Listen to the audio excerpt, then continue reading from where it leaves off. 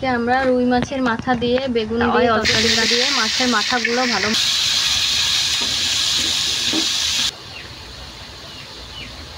আলু কষানো হয়ে গেছে। খুলে দেখবো আমাদের রান্না কত দূর।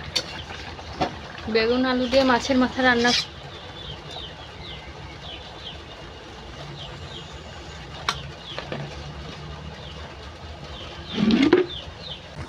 আজকে আমরা রুই মাছের মাথা দিয়ে বেগুন দিয়ে তরকারি রান্না করব, সেজন্য প্রথমে মাথাগুলো কেটে নিয়েছি। এখন তাওয়ায় অল্প তেল দিয়ে মাছের মাথাগুলো ভালো মতো ভেজে নেব।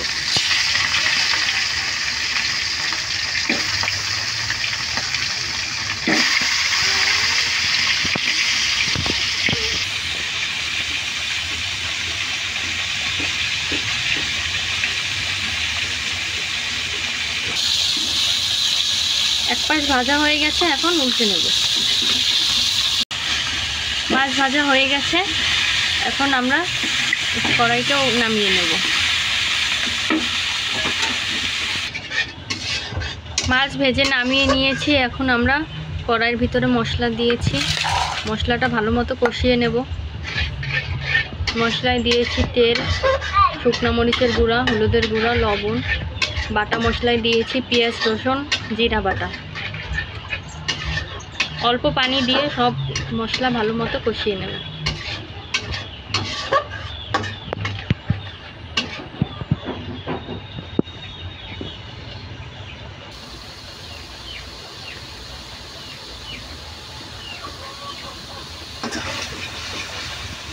মশলাটা ভালো মতো কষিয়ে নিয়েছি।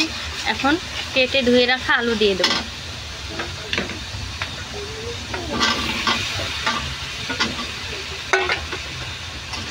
মশলার সাথে আলুগুলো ভালো মতো কষাবো।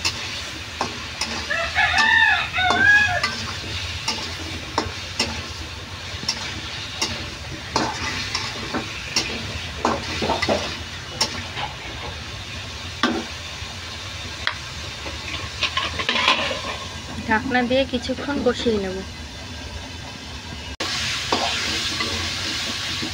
ঢাকনা নামিয়ে নিয়েছি। এখন আরেকটু কষিয়ে পানি দিয়ে সেদ্ধ করব।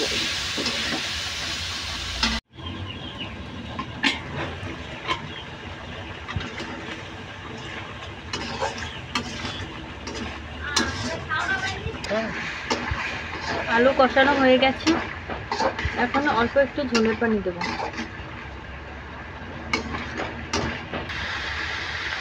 এখন ঝোলের পানি দিয়ে দেব।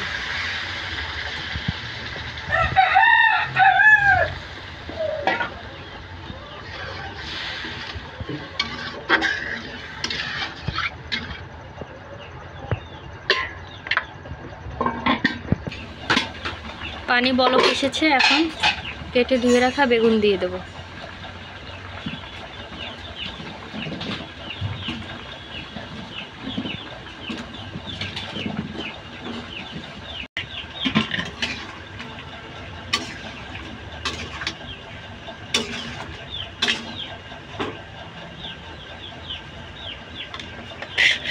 সাথে ভেজে রাখা মাছের মাথাগুলোও দিয়ে দেব।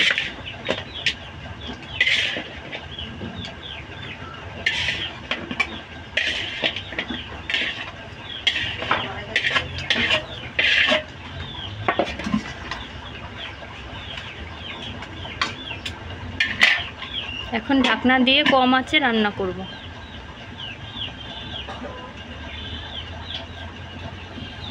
খুলে দেখবো আমাদের রান্না কত দূর। একটু গা মাখা উঠাবো।